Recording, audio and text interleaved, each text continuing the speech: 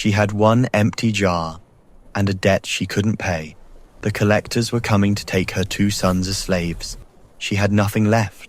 But what God did with that one empty jar will leave you speechless.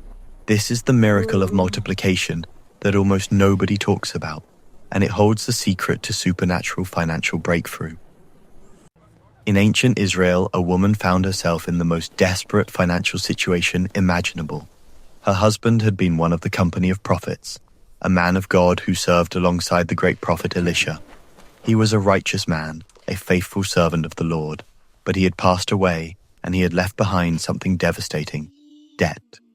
In ancient Israel, debt was not just a financial problem, it was a matter of survival, freedom, and dignity. If you could not pay your debts, creditors had the legal right under ancient law to take your children as debt slaves until the debt was paid. This widow was now facing exactly that nightmare. The creditor was coming, he was coming for her sons.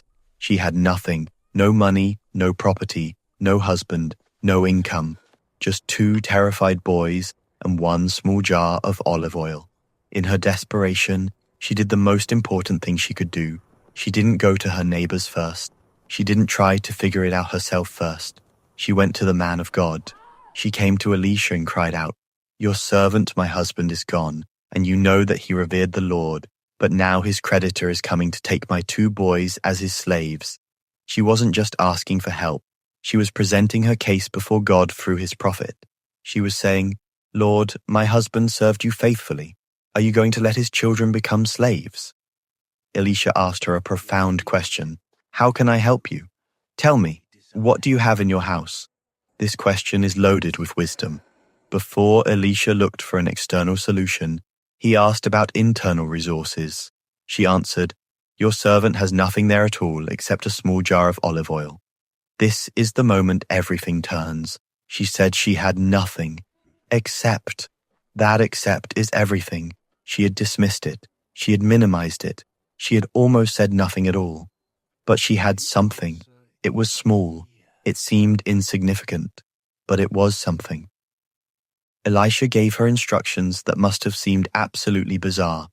Go around, ask all your neighbors for empty jars. Don't ask for just a few. Then go inside and shut the door behind you and your sons. Pour oil into all the jars, and as each is filled, put it to one side. Empty jars. She needed empty jars. Not money, not food, not help from wealthy relatives.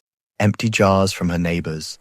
And she needed to do it privately, behind closed doors, just her and her sons. She did exactly as she was told. She went to her neighbors. She asked for empty jars. Her boys ran through the neighborhood, collecting every jar they could find. Then they went inside, shut the door, just the 3 of them. She took her small jar of oil and began to pour. The oil flowed. She filled the first jar, then the second, then the third. The oil kept flowing, jar after jar after jar. Her sons kept bringing jars, and she kept pouring. The small jar never ran dry. The oil kept multiplying, miracle after miracle happening in that quiet room, behind that closed door. Then came the moment that stopped the miracle. "Bring me another one," she said to her son. He replied, "There is not a jar more," and the oil stopped flowing. The miracle was directly proportional to her preparation. The oil stopped when the jars ran out. If she had collected more jars, more oil would have flowed. Her faith determined the size of her miracle. She went back to Elisha and told him what had happened. He told her, "Go, sell the oil and pay your debts. You and your sons can live on what is left." One small jar of oil became enough to completely transform her financial situation. Debt eliminated, sons protected, future secured. Why this story is extraordinary. God starts with what you have. Elisha didn't create something from nothing. He asked, "What do you have?" God always starts with what's already in your hand.